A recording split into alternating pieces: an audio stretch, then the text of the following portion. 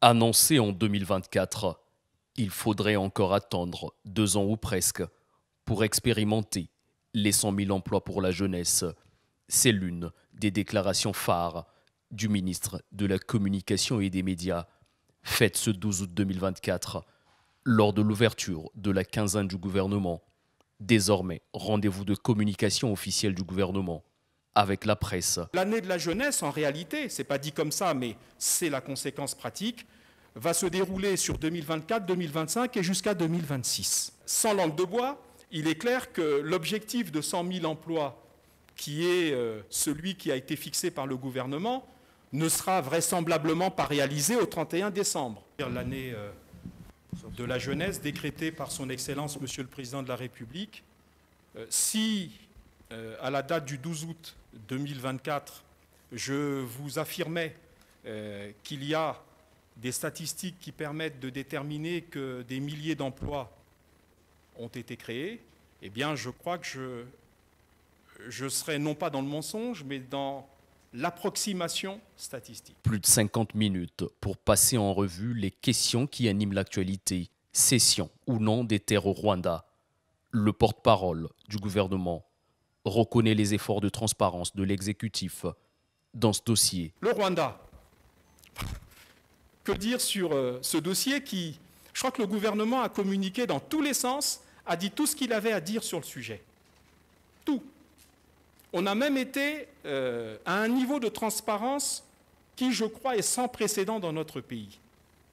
On a mis à la disposition de pans entiers de la société congolaise, société civile comme classe politique, les élus, etc. On a mis à disposition tous les accords. Le clergé catholique, un certain nombre d'ONG, les parlementaires, et même récemment, le Premier ministre a fait une correspondance à un certain nombre d'acteurs politiques, dont je ne rappelle pas ici tous les noms, mais on peut citer notamment l'ancien ministre Nzon, l'ancien ministre Mierassa, les leaders politiques Dave Mafula et autres. Donc ce sont des personnes qui, dans l'opinion, ont un certain écho. Donc, que faire de plus si ce n'est de donner tout ce qu'il y a dans le ventre du gouvernement, c'est-à-dire tous les accords, et il n'y en a pas d'autres. Que faire d'autre que cela? Ça, c'est la première chose. La deuxième chose, il est très difficile pour des pouvoirs publics de prouver qu'ils n'ont commis aucune turpitude. Puisque malgré le fait que nous transmettions les documents, on nous dit non, vous cachez certaines choses. Il y en a même qui disent vous avez reçu de l'argent. Il est difficile d'apporter la preuve qu'on n'a pas fait. Je pense qu'il appartient à ceux qui accusent d'apporter la preuve qu'on a fait. Donc tous ceux qui sur ce sujet estiment qu'ils ont des preuves qui indiquent que le gouvernement ment, eh bien le gouvernement les invite à les rendre publiques, ces preuves. À côté de l'actualité, il était aussi question pour la presse de cerner les contours de la cherté de la vie, notamment sur l'augmentation des prix des produits de première nécessité. Nous ne sommes pas aujourd'hui dans une économie où c'est le gouvernement qui fixe les prix, c'est le marché qui fixe les prix. Quand une entreprise est contrainte d'augmenter ses prix, c'est qu'éventuellement, elle se retrouve en situation difficile par rapport au processus de fabrication de ses biens et services. C'est ça le principe. Maintenant, dans le cadre d'un pays comme le nôtre, où il y a les difficultés que nous connaissons sur le point et le plan des revenus et du pouvoir d'achat, le gouvernement, depuis plusieurs années, a considéré comme de son devoir de s'assurer, dans le cadre de la négociation, de l'encadrement des prix pour ne pas trop peser sur le panier de la ménagère. C'est ça le principe.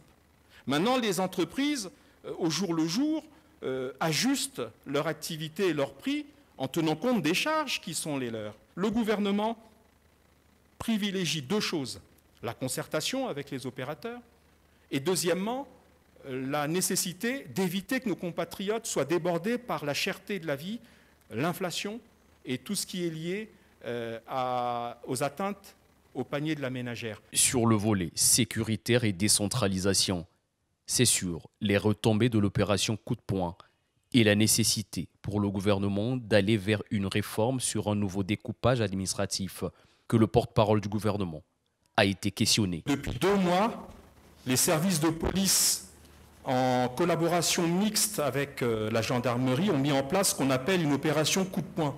Cette opération coup de poing, elle a un certain nombre d'objectifs. Le premier objectif, c'est la lutte contre le grand banditisme. Le grand banditisme, c'est-à-dire tout ce qui nuit au vivre ensemble dans nos quartiers. Le grand banditisme, c'est le trafic de drogue, c'est éventuellement la traite des humains et tout ce qui est nuisible à la tranquillité de nos citoyens dans les quartiers.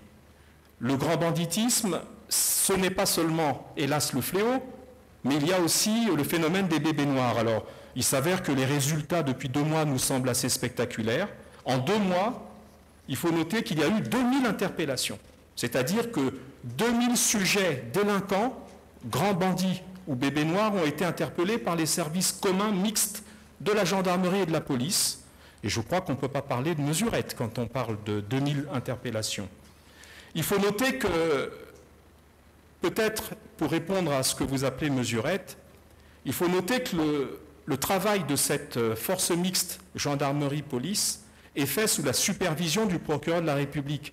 C'est-à-dire que le reproche qu'on peut faire quand il y a des actes de délinquance et qu'on interpelle des individus, c'est qu'on se dit souvent le lendemain on peut les revoir dans la rue en train de narguer les populations. Le fait même que le procureur de la République soit lui-même en train de superviser ces actes, investigations, interpellations et autres, indique très clairement qu'il y a suite. L'opération coup de poing, parce que je ne suis pas un spécialiste ni un membre de l'administration des forces de police et de gendarmerie, je peux tout à fait dire par contre que l'évaluation qui est en cours de l'efficacité de l'opération, j'ai donné des chiffres tout à l'heure, indique très clairement qu'il y aura certainement une étape qui constituera à traquer ces délinquants là où ils se trouvent à l'intérieur du pays. La réforme administrative est une action vivante, une action qui évolue sans cesse.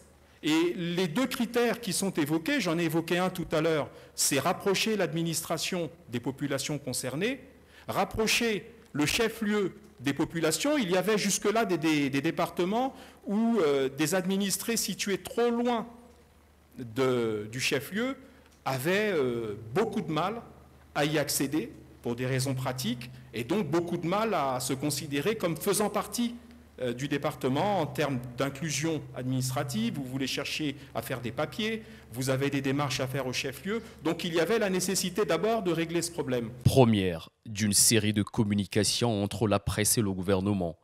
La quinzaine du gouvernement se planche sur des sujets qui préoccupent les Congolais. Accès aux services de base, éducation, situation sociale et économique du pays. Les débats sont désormais lancés. Chaque 15 jours,